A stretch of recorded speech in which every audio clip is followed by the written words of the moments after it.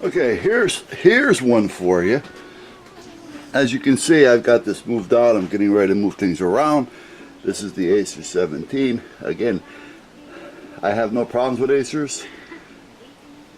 I've had this one for some time. The only thing I had to do is replace the keyboard. But you know what? I go through keyboards, even with the Dell. That's been replaced as well. You know, working out here, you have crap all over your hands all the time, chemicals all over your hands, you know, dust. I mean, it's a bad spot for a computer. And with my hands always being filled with some type of chemical or oils or something, I tend to start wearing off the keyboard. But here's this. Now, here's the mouse. Now, I've tried two different mice. Two different Mises, and I tried them both in here and they both work. I tried them both in that one and they both work. So the both of these mice, these wireless, both work in the computers except for this one. Now this one here we are, turn it on, and as you can see, nothing's happening. If I turn, I'm using the keypad right now, or the touchpad. But if I use the mouse, nothing. Nothing.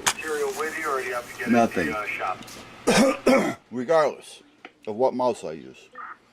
So I'm going to unplug the wireless mouse. I'm going to take this little thumb drive and I'm going to plug that in. Ready? I'll give you a call when I'm heading out there. Boom. It recognizes the thumb drive. You know where you're going to go, right? So what is the problem? It recognizes the thumb drive, but it don't recognize the mouse. Now, my thought on this is, again, not being a computer person, but yet trying to logic things out a little bit here.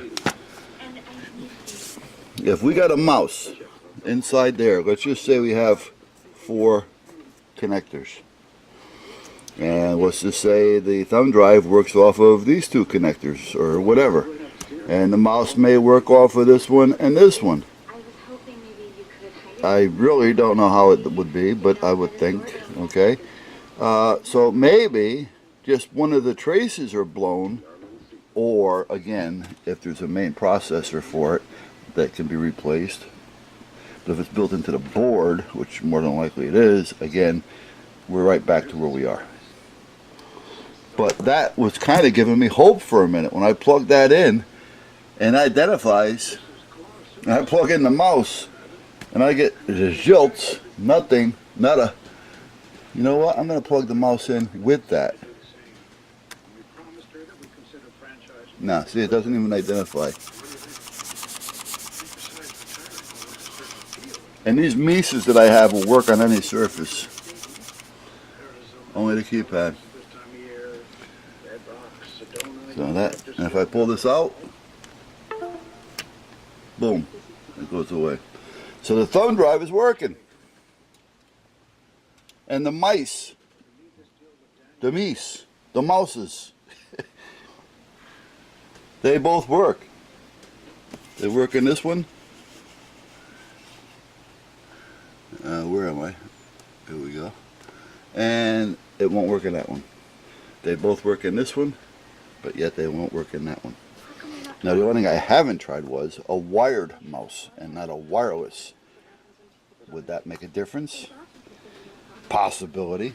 So I'm going to have to dig through my bins of computer stuff down here, and I'm sure I've got a wired mouse around here someplace, but I'm not positive. I may have just thrown it out, to be honest with you. But that's where we're at. So what I'm thinking of doing is, it's not a big deal to take it apart. You know, it's just a little time.